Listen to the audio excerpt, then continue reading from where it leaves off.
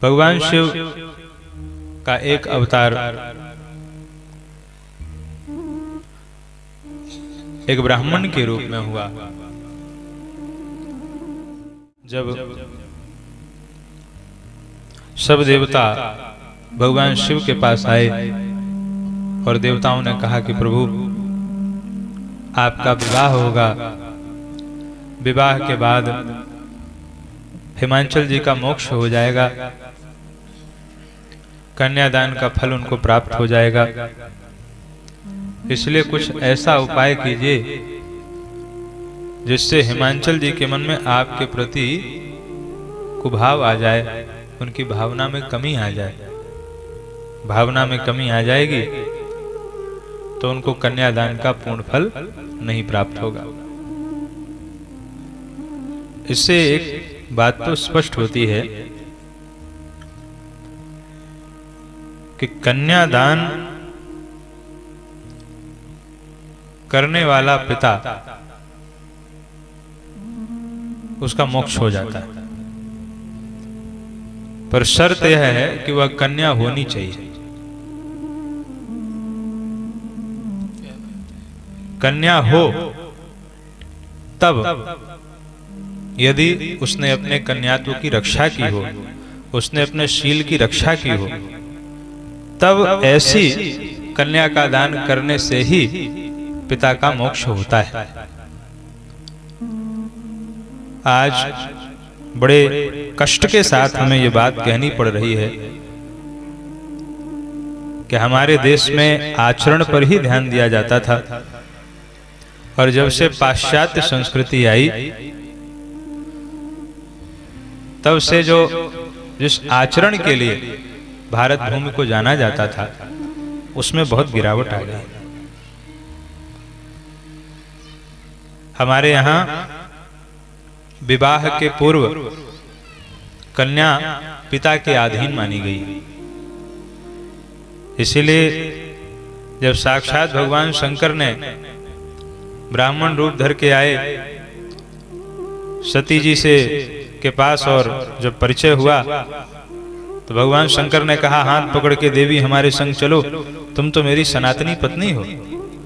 माता पार्वती ने क्या कहा कि आपकी सारी बातें ठीक हैं, लेकिन मैं आपके साथ तब चलूंगी जब आप मेरे पिता से मेरा हाथ मांगेंगे और कन्यादान के रूप में आप मुझे प्राप्त करेंगे, तभी मैं आपके संग चलूंगी।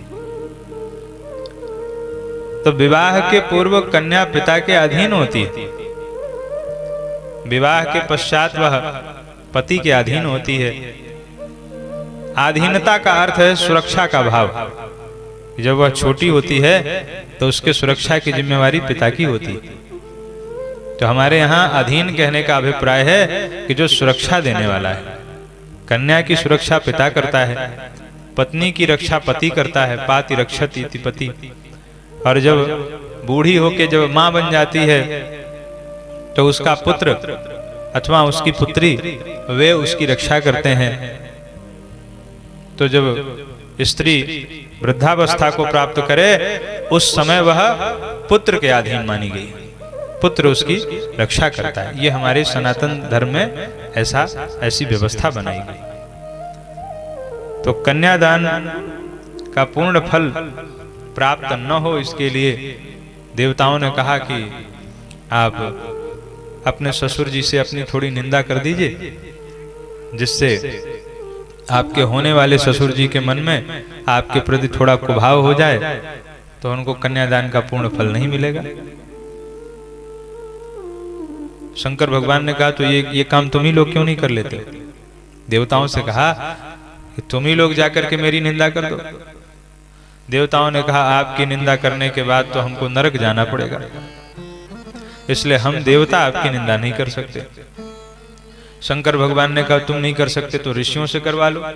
ऋषियों ने हाथ खड़े कर लिए, बोले बाबा आपकी निंदा करेंगे तो हमारा तो पुण्य नष्ट हो जाएगा, इसलिए हम भी आपकी निंदा नहीं कर सकते। तो शंकर भगवान ने कहा, फिर क्या करें?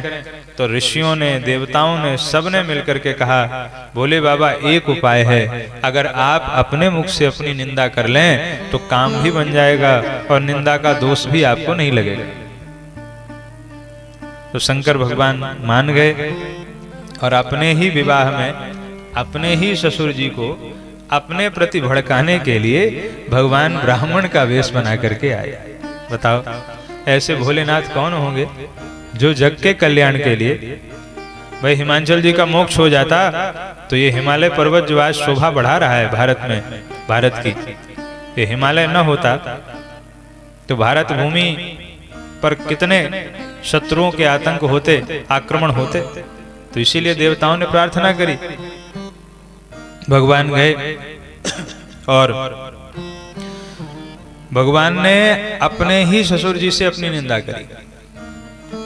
भगवान ने कहा कहो महाराज, हमने सुना है आप अपनी पुत्री का विवाह कर रहे हैं। तो हिमांचल जी ने कहा बिल्कुल ठीक सुना है आपने, हम अपनी पुत्री का विवाह कर रहे हैं भगवान शंकर के साथ। तो ब्राह्मण बने हुए भगवान भोलेनाथ ने कहा अरे राम राम, आपकी मति मारी गई थी। अरे इतनी सुंदर आपकी कन्या है, उसके लिए कोई योग्य वर आपको देखना चाहिए था और आप अपनी पुत्री का विवाह भगवान शिव से कर रहे हैं। अरे वे शिव तो नरमुंडों की माला पहनने वाले हैं, शमशान में रहते हैं, चिता की भस्म लगाते हैं, उनके पास तो घर द्वार भी नहीं है। आपकी पुत्री वहां बिल्कुल सुखी नहीं रहेगी, ये आपने बड़ा गलत निर्णय ले लिया। जब इस प्रकार भड़काया तो हिमांचल जी के मन में कुभाव आ गया। हिमांचल जी ने घर आके ये बात मैना जी को बताई तो मैना और हिमांचल दोनों दुखी हो गए और इसी कारण हिमांचल जी को कन्यादान का पूर्ण लाभ नहीं प्राप्त हो पाया। यह अवतार भी भगवान ने लिया। ऐसे भगवान के अनेक अवतार हुए।